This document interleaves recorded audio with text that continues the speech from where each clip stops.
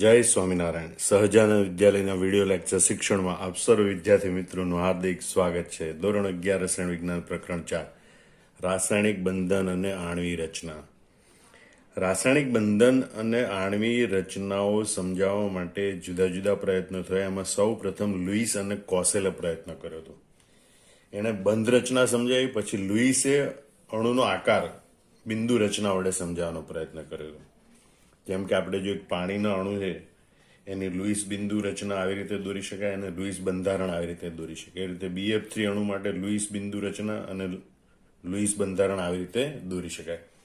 જેમાં ડેશથી છે એ બંધકારક ઇલેક્ટ્રોનિકમાં છે અને આ ટપકાવાળા છે એ અબંધકારક ઇલેક્ટ્રોનિકમાં છે. ખ્યાલ આવી ગયો. પણ આ જે લુઈસ સિદ્ધાંત છે એ અણુનો આકાર સમજાવી શકતો નહીં કે ભાઈ આ H2 અણુનો આકાર કેવો હોય, BF3 અણુનો આકાર કેવો હોય. એ લુઈસ સિદ્ધાંતની મર્યાદા છે. જ્યારે કોઈ એક સિદ્ધાંતની મર્યાદા આવે ત્યારે અન્ય સિદ્ધાંતો છે એના સંશોધન શરૂ થાય છે. તો ત્યાર પછી અણુ રચના એટલે કે અણુનો આકાર સમજાવવા માટે VSEPR સિદ્ધાંત અસ્તિત્વમાં આવ્યો, જે આજે આપણે ભણવાનો છે. VSEPR એટલે valence cell electron pair રિપલ્સન theory. Valence એટલે સંયોજકતા કોષના ઇલેક્ટ્રોન યુગ્મ, ઇલેક્ટ્રોન પેર એટલે ઇલેક્ટ્રોન યુગ્મના રિપલ્સન એટલે અપાકર્ષણનો સિદ્ધાંત. બરોબર. એટલે આજે આપણે ભણવાનું છે સંયોજકતા કોષના ઇલેક્ટ્રોન યુગ્મના અપાકર્ષણનો સિદ્ધાંત સમજાવો. ખાસ કરીને આ સિદ્ધાંતની મુખ્ય અભિધારણાઓ ખાસ યાદ રાખજો. બરોબર. હવે એની ઐતિહાસિક બાબત જોઈએ આપણે કે ભાઈ સિજ્વિક અને પોવેલ એણે આ પરમાણુના સંયોજકતા કોષમાં ઇલેક્ટ્રોન યુગ્મના અપાકર્ષણ અંગેનો સરળ સિદ્ધાંત પ્રસ્થાપિત કર્યો. નાયહોલ્સ અને ગિલેસ્પીએ તેને વિકસાવ્યો અને પુનઃ વ્યાખ્યાયિત કર્યો. એમાં સુધારા વધારા કર્યા. સિજ્વિક અને પોવેલે આ VSEPR સિદ્ધાંત એટલે કે સંયોજકતા કોષના ઇલેક્ટ્રોન યુગ્મના અપાકર્ષણનો સિદ્ધાંત રજૂ કર્યો. નાયહોલ્સ અને ગિલેસ્પીએ એને વિકસાવ્યો, એમાં સુધારા વધારા કર્યા. ફરીથી જોઈ લો. લુઈસ સિદ્ધાંત એ અણુનો આકાર સમજાવી શકતો નથી, પરંતુ VSEPR સિદ્ધાંત એ સહસંયોજક અણુના આકાર એનું પ્રાકથન એટલે કે આકારની આગાહી કરવા માટેની સરળ પદ્ધતિ પૂરી પાડે છે. બરોબર. સિજ્વિક અને પોવેલ આ સિદ્ધાંત રજૂ કર્યો, નાયહોલ્સ અને ગિલેસ્પીએ એને વિકસાવ્યો. હવે આપણે આ VSEPR સિદ્ધાંતની મુખ્ય અભિધારણાઓ જોઈએ. તો પહેલું છે અણુનો આકાર એ મધ્યસ્થ પરમાણુની આસપાસ રહેલા બંધકારક અને અબંધકારક ઇલેક્ટ્રોન યુગ્મની સંખ્યા પર હોય છે. જેમ કે તમે જુઓ કે ભાઈ પાણીના અણુમાં આ બે બંધકારક ઇલેક્ટ્રોન યુગ્મ છે અને બે અબંધકારક ઇલેક્ટ્રોન યુગ્મ છે. કુલ 4 ઇલેક્ટ્રોન યુગ્મ છે અને 4 ઇલેક્ટ્રોન યુગ્મ છે એ અણુનો આકાર નક્કી કરે છે. માનો કે BF3 અણુ છે. BF3 અણુમાં મધ્યસ્થ પરમાણુ, જો ધ્યાન રાખજો બરોબર, અહીંયા મધ્યસ્થ પરમાણુની આસપાસ રહેલા મધ્યસ્થ પરમાણુ બોરોન છે. બોરોનની આજુબાજુ 3 બંધકારક ઇલેક્ટ્રોન યુગ્મ છે. તો એ મધ્યસ્થ પરમાણુની આસપાસ રહેલા બંધકારક અને અબંધકારક ઇલેક્ટ્રોન યુગ્મની સંખ્યા એ અણુનો આકાર નક્કી કરે. એટલે પહેલો સિદ્ધાંત અણુનો આકાર કોણ નક્કી કરે? બરોબર. તો VSEPR સિદ્ધાંત મુજબ અણુનો આકાર એ મધ્યસ્થ પરમાણુની આસપાસ રહેલા બંધકારક અને અબંધકારક ઇલેક્ટ્રોન યુગ્મની સંખ્યા નક્કી કરે છે. કેમ એવું? તો કે સંયોજકતા કોષમાંના ઇલેક્ટ્રોન યુગ્મો અપાકર્ષણ કરશે, કારણ કે તેમના ઇલેક્ટ્રોન વાદળ ઋણ વીજભારિત છે. ઋણ વિજભાર વચ્ચે અપાકર્ષણ થાય. બરોબર. એટલે યાદ રાખજો, આ જે અણુનો આકાર નક્કી કરવામાં જે મહત્વની બાબત છે એ ઇલેક્ટ્રોન યુગ્મો વચ્ચેનું અપાકર્ષણ છે. કારણ કે ઇલેક્ટ્રોન ઋણ વીજભાર ધરાવતે અને એટલે ઇલેક્ટ્રોન યુગ્મના ઋણ વીજભાર વાદળો હોય એમની વચ્ચે અપાકર્ષણ થાય. અપાકર્ષણ થાય એટલે ઇલેક્ટ્રોન યુગ્મો અવકાશમાં એવી રીતે ગોઠવાય છે કે જેથી તેમની વચ્ચેનું અપાકર્ષણ લઘુત્તમ થાય અને અંતર મહત્તમ થાય. કારણ કે વધુને વધુ જો સ્થાયીતા પ્રાપ્ત કરવી હોય તો ઇલેક્ટ્રોન યુગ્મ વચ્ચે અપાકર્ષણ લઘુત્તમ થવું જોઈએ અને તેમની વચ્ચે મહત્તમ અંતર રહેવું જોઈએ. માનો કે BH2 અણુ છે. એમાં આવી રીતે મધ્યસ્થ પરમાણુ બેરિલિયમની આસપાસ બે બંધકારક ઇલેક્ટ્રોન યુગ્મ છે. હવે આ બે આવી રીતે જો બે બંધકારક ઇલેક્ટ્રોન યુગ્મ હોય તો એ એમની વચ્ચે અપાકર્ષણ લાગે એટલે એકબીજાથી શક્ય એટલા દૂર જવાનો પ્રયત્ન કરે. એટલે એવી રીતે ગોઠવાય કે જેથી તેમની વચ્ચેનું અપાકર્ષણ લઘુત્તમ થાય. બરોબર. અને અંતર મહત્તમ થાય, અને એટલે એ રેખીય આકારમાં ગોઠવાય છે. જો બે ઇલેક્ટ્રોન યુગ્મ હોય તો એ રેખીય આકારમાં ગોઠવાય. આમ અણુનો આકાર રેખીય બને. એટલે તમે જોઈ શકો છો કે એ અણુનો આકાર નક્કી કરવામાં મહત્વનો ભાગ ભજવે. એટલે ઇલેક્ટ્રોન યુગ્મો કારણ કે એમની વચ્ચે અપાકર્ષણ થાય એટલે અવકાશમાં એવી રીતે ગોઠવાય કે જેથી તેમની વચ્ચેનું અપાકર્ષણ લઘુત્તમ થાય અને અંતર મહત્તમ રહે. બીજું, સંયોજકતા કોષને ગોળાકાર લેવામાં આવે છે. બરોબર, સંયોજકતા કોષને આ સિદ્ધાંત પ્રમાણે ગોળાકાર ધારી લેવામાં આવે છે અને ઇલેક્ટ્રોન યુગ્મો એકબીજાથી મહત્તમ અંતરે ગોળાકાર સપાટી પર સ્થાનીકૃત થયેલા હોય. હવે ગોળાકાર હોય ને એનો મતલબ કે કેન્દ્રથી ઇલેક્ટ્રોન યુગ્મનું અંતર સરખું હોય.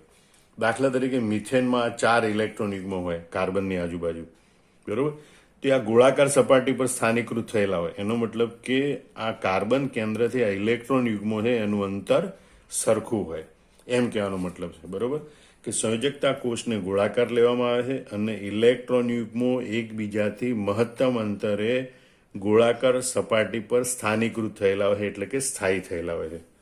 ખ્યાલ આવી ગયો? ચોથો મુદ્દો આ. તો પાંચમો મુદ્દો જોઈએ કે અણુના બે કે વધુ સસ્પંદન બંધારણો શક્ય હોય તો VSEPR સિદ્ધાંત કોઈ પણ બંધારણને લાગુ પાડી શકાય છે. દાખલા તરીકે ઓઝોન અણુના બે સસ્પંદન બંધારણો શક્ય છે, તો બેમાંથી કોઈ પણ સસ્પંદન બંધારણને માટે આ VSEPR સિદ્ધાંત લાગુ પાડી અને તે અણુઓનો આકાર સમજાવી શકાય છે. બરોબર, એના ઇલેક્ટ્રોન મધ્યસ્થ પરમાણુ છે એની આજુબાજુ જે ઇલેક્ટ્રોન યુગ્મ છે એમની વચ્ચે જે અપાકર્ષણ થાય એને ધ્યાનમાં રાખી અને બંધારણ 1 કે બંધારણ 2, બંધારણ 2માં જમણી બાજુ ડબલ બોન્ડ છે, બંધારણ 1માં ડાબી બાજુ ડબલ બોન્ડ છે, તો પણ આ બંનેમાંથી કોઈ પણ બંધારણને VSEPR સિદ્ધાંત લાગુ પાડી શકાય છે. અને છેલ્લો મુદ્દો છે ઇલેક્ટ્રોન યુગ્મની અપાકર્ષણીય પારસ્પરિક ક્રિયા એ નીચેના ક્રમમાં ઘટે છે. એનો મતલબ એમ કે અબંધકારક ઇલેક્ટ્રોન યુગ્મ વચ્ચે અપાકર્ષણ મહત્તમ હોય, અબંધકારક ઇલેક્ટ્રોન યુગ્મ અને બંધકારક ઇલેક્ટ્રોન યુગ્મ વચ્ચેનું અપાકર્ષણ એના કરતાં ઓછું હોય, અને બંધકારક ઇલેક્ટ્રોન યુગ્મ વચ્ચેનું અપાકર્ષણ સૌથી ઓછું હોય. દાખલા તરીકે આપણે પાણીના અણુમાં જોઈએ. પાણીના અણુમાં મધ્યસ્થ પરમાણુ ઓક્સિજનની આસપાસ 2 બંધકારક ઇલેક્ટ્રોન યુગ્મ અને 2 અબંધકારક ઇલેક્ટ્રોન યુગ્મ છે. એકબીજાથી શક્ય એટલા દૂર ગોઠવાય તો એ સમચતુષ્ફલકી આકારમાં ગોઠવાય. બરોબર, બીજા નિયમ પ્રમાણે. હવે અહીંયા જે આ અબંધકારક ઇલેક્ટ્રોન યુગ્મ એની વચ્ચેનું અપાકર્ષણ મહત્તમ હોય, એકબીજાથી શક્ય એટલા દૂર ગોઠવાય. પછી એના કરતાં ઓછું અપાકર્ષણ આ અબંધકારક અને બંધકારક ઇલેક્ટ્રોન યુગ્મ વચ્ચે હોય, અને બંધકારક ઇલેક્ટ્રોન યુગ્મ વચ્ચેનું અપાકર્ષણ સૌથી ઓછું હોય છે. બરોબર, એટલે આ છેલ્લો મુદ્દો આવી રીતે યાદ રાખવાનો. આ LP એટલે લોન પેર, અબંધકારક ઇલેક્ટ્રોન યુગ્મ વચ્ચેનું અપાકર્ષણ બળ મહત્તમ હોય. પછી છે અબંધકારક ઇલેક્ટ્રોન યુગ્મ અને બંધકારક, લોન પેર એન્ડ બોન્ડ પેર. બરોબર, બોન્ડ પેર. અબંધકારક ઇલેક્ટ્રોન યુગ્મ અને બંધકારક ઇલેક્ટ્રોન યુગ્મ વચ્ચેનું અપાકર્ષણ આના કરતાં ઓછું હોય, અને આ બંધકારક ઇલેક્ટ્રોન યુગ્મ વચ્ચેનું અપાકર્ષણ આ બેની સરખામણીમાં ઓછું હોય છે. આ 6 મુદ્દા આપણે સમજી લીધા છે. હવે આપણે આ 6 મુદ્દા છે એને યાદ કરવાનો પ્રયત્ન કરીએ. VSEPR સિદ્ધાંતની મુખ્ય 6 અભિધારણાઓ છે. એને તમારે ટૂંકમાં યાદ રાખવું હોય તો આવી રીતે યાદ રાખવાનું. I અપાર ગોગોસ અપાર, I અપાર ગોગોસ અપાર. આ એટલે પહેલા તો વાત કરવાની આકાર. અણુનો આકાર કોણ નક્કી કરે? તો મધ્યસ્થ પરમાણુની આસપાસ રહેલા બંધકારક અને અબંધકારક ઇલેક્ટ્રોન યુગ્મની સંખ્યા નક્કી કરે. બરોબર. બીજું E અપાર એટલે ઇલેક્ટ્રોન યુગ્મ વચ્ચેનું અપાકર્ષણ. બરોબર, એના માટે કોણ જવાબદાર છે? તો કે સંયોજકતા કોષમાંના ઇલેક્ટ્રોન યુગ્મ અપાકર્ષણ કરશે, કારણ કે તેમના ઇલેક્ટ્રોન વાદળ ઋણ વીજભારિત હોય. એટલે બીજો મુદ્દો છે ઇલેક્ટ્રોન યુગ્મ અપાકર્ષણ કરશે, કારણ કે ઇલેક્ટ્રોન યુગ્મો ઋણ વીજભારિત હોય છે. બીજું ગો એટલે ગોઠવણી. બરોબર, ગોઠવાય કેવી રીતે એની વાત કરવાની. તો ઇલેક્ટ્રોન યુગ્મ અવકાશમાં એવી રીતે ગોઠવાય છે કે જેથી તેમની વચ્ચેનું અપાકર્ષણ લઘુત્તમ થાય અને અંતર મહત્તમ રહે. ગોઠવણી કેવી રીતે થાય? ચોથું ગો એટલે ગોળાકાર. એટલે સંયોજકતા કોષને આપણે ગોળાકાર લેવામાં આવે, ધ્યાન રાખજો.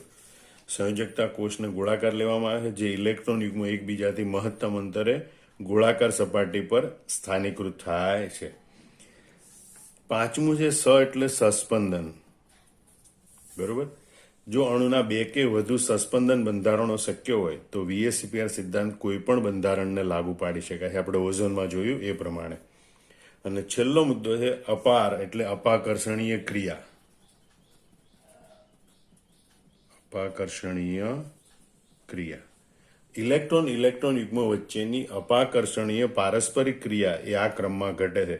અબંધકારક અબંધકારક ઇઝ ગ્રેટર ધેન અબંધકારક બંધકારક ઇઝ ગ્રેટર ધેન બંધકારક બંધકારક. બરોબર. આમ અણુનો આકાર એ મધ્યસ્થ પરમાણુની આસપાસ રહેલા બંધકારક અને અબંધકારક ઇલેક્ટ્રોન યુગ્મની સંખ્યા પર આધાર રાખે. સંયોજકતા કોષમાં ઇલેક્ટ્રોન યુગ્મ એકબીજા ઉપર અપાકર્ષણ કરે છે કારણ કે તેમના પર ઇલેક્ટ્રોનના ઋણ વીજભારિત વાદળ હોય છે. ઇલેક્ટ્રોન યુગ્મ મધ્યસ્થ પરમાણુની આસપાસ એવી રીતે ગોઠવાય કે જેથી તેમની વચ્ચે લઘુત્તમ અપાકર્ષણ થાય અને અંતર મહત્તમ રહે. સંયોજકતા કોષને ગોળાકાર કલ્પવામાં આવે છે અને ઇલેક્ટ્રોન યુગ્મો એકબીજાથી મહત્તમ અંતરે આ ગોળાકાર સપાટી પર સ્થાનીકૃત થાય છે. અને જો અણુના બે કે વધુ સસ્પંદન બંધારણ હોય તો કોઈ પણ બંધારણને આ VSEPR સિદ્ધાંત લાગુ પાડી શકાય છે. અને જુદા જુદા પ્રકારના ઇલેક્ટ્રોન યુગ્મ વચ્ચેની અપાકર્ષણીય પારસ્પરિક ક્રિયા જુદી જુદી હોય એ આ ક્રમમાં ઘટે છે. બરોબર. Lone pair is greater than lone pair, bond pair is greater than bond pair. આપણે VSEPR સિદ્ધાંતની જે છેલ્લી અભિધારણા ભણ્યા કે ઇલેક્ટ્રોન યુગ્મની પારસ્પરિક ક્રિયા એ જુદા જુદા પ્રકારના ઇલેક્ટ્રોન યુગ્મ માટે જુદી જુદી હોય જે આ ક્રમમાં ઘટે છે. એ બાબત નાયહોલ્સ અને ગિલેસ્પીએ સમજાવી હતી. બરોબર. એટલે જે છેલ્લી બાબત છે નાયહોલ્સ અને ગિલેસ્પીએ VSEPR સિદ્ધાંતને પુનઃ વ્યાખ્યાયિત કરીને સમજાવી હતી. એનો ઉલ્લેખ સિજ્વિક અને પોવેલ દ્વારા કરવામાં આવ્યો ન હતો. એટલે આ સુધારો નાયહોલ્સ અને ગિલેસ્પીએ કર્યો હતો. એ કેવી રીતે સમજાવ્યું તો એમણે અબંધકારક અને બંધકારક ઇલેક્ટ્રોન યુગ્મ વચ્ચેનો તફાવત સમજાવ્યો. એમણે એમ જણાવ્યું કે અબંધકારક ઇલેક્ટ્રોન યુગ્મ મધ્યસ્થ પરમાણુ પર સ્થાનીકૃત થયેલા હોય, જ્યારે બંધકારક ઇલેક્ટ્રોન યુગ્મ એ બે પરમાણુ વચ્ચે ભાગીદારીમાં હોય છે. ધ્યાન રાખજો, અબંધકારક ઇલેક્ટ્રોન યુગ્મ મધ્યસ્થ પરમાણુ પર સ્થાનીકૃત હોય છે, જ્યારે બંધકારક ઇલેક્ટ્રોન યુગ્મ બે પરમાણુ વચ્ચે ભાગીદારીમાં હોય છે. અહીંયા જો એમોનિયામાં આ અબંધકારક ઇલેક્ટ્રોન યુગ્મ મધ્યસ્થ પરમાણુ પર છે, બીજા કોઈ પરમાણુ સાથે સંકળાયેલું નથી. જ્યારે NH બંધના ઇલેક્ટ્રોન યુગ્મ નાઇટ્રોજન અને હાઇડ્રોજન પરમાણુની વચ્ચે આવેલા છે. બરોબર. આમ યાદ રાખજો કે અબંધકારક ઇલેક્ટ્રોન યુગ્મ મધ્યસ્થ પરમાણુ પર સ્થાનીકૃત થયેલું હોય, જ્યારે બંધકારક ઇલેક્ટ્રોન યુગ્મ છે એ બે પરમાણુ વચ્ચે ભાગીદારીમાં હોય છે. અને તેથી અબંધકારક ઇલેક્ટ્રોન યુગ્મ એ બંધકારક ઇલેક્ટ્રોન યુગ્મ કરતા વધારે જગ્યા રોકે છે. આપણે જોઈએ કે આ અબંધકારક ઇલેક્ટ્રોન યુગ્મ છે એ અબંધકારક ઇલેક્ટ્રોન યુગ્મ કરતા વધારે જગ્યા રોકે. વધારે જગ્યા રોકે માટે એ અબંધકારક ઇલેક્ટ્રોન યુગ્મ ઉપર અબંધકારક ઇલેક્ટ્રોન યુગ્મ એ આ બંધકારક ઇલેક્ટ્રોન યુગ્મ ઉપર વધારે અપાકર્ષણ કરે. અને એટલે યાદ રાખો કે અબંધકારક ઇલેક્ટ્રોન યુગ્મ વચ્ચેનું અપાકર્ષણ એ બંધકારક ઇલેક્ટ્રોન યુગ્મ વચ્ચેના અપાકર્ષણ કરતા વધારે હોય અને તે બંધકારક ઇલેક્ટ્રોન યુગ્મના વચ્ચેના અપાકર્ષણ કરતા વધારે હોય છે. અને આ અપાકર્ષણને લીધે અણુનો આદર્શ આકાર અને બંધ કોણમાં વિચલન જોવા મળે છે. અપાકર્ષણ લીધે અણુનો આકાર નિયમિત રહેતો નથી. બીજું, એનો બંધ કોણ જે હોવો જોઈએ એ મળતો નથી. દાખલા કે આપણે પાછળથી ભણીશું કે આ એમોનિયાના અણુના બંધ કોણ 109°28 હોવો જોઈએ, પણ આ જે અબંધકારક ઇલેક્ટ્રોન યુગ્મ આ બંધકારક ઇલેક્ટ્રોન યુગ્મ ઉપર જે વધારાનું અપાકર્ષણ લગાડે એના કારણે બંધકોણ ઘટીને 160° થાય છે. આમ એ બંધકોણમાં વિચલન દર્શાવે છે. તેમજ અણુનો આકાર બદલાય છે. અણુનો આકાર સમચતુષ્ફલકી હોવો જોઈએ. બરોબર. એના બદલે એનો આકાર ત્રિકોણીય પિરામિડ થાય છે. આમ આ જે અપાકર્ષણ થાય છે અબંધકારક ઇલેક્ટ્રોન યુગ્મ તેમજ બંધકારક ઇલેક્ટ્રોન યુગ્મ વચ્ચેનું, એ અણુના આદર્શ આકાર પર અસર કરે છે તેમજ એના કારણે બંધકોણમાં વિચલન જોવા મળે છે. ફરીથી આપણે જોઈ લઈએ કે અબંધકારક અને બંધકારક ઇલેક્ટ્રોન યુગ્મ વચ્ચેના અપાકર્ષણની વિશેષ સમજૂતી બરોબર એ નાયહોલ્સ અને ગિલેસ્પી આપી હતી. એમણે અબંધકારક અને બંધકારક ઇલેક્ટ્રોન યુગ્મ વચ્ચેનો તફાવત સમજાવ્યો. એમણે એમ જણાવ્યું કે અબંધકારક ઇલેક્ટ્રોન યુગ્મ મધ્યસ્થ પરમાણુ પર સ્થાનીકૃત થયેલું હોય, જ્યારે બંધકારક ઇલેક્ટ્રોન યુગ્મ બે પરમાણુ વચ્ચે ભાગીદારીમાં હોય. અને એટલે અબંધકારક ઇલેક્ટ્રોન યુગ્મ એ બંધકારક ઇલેક્ટ્રોન યુગ્મ કરતાં વધુ જગ્યા રોકે છે.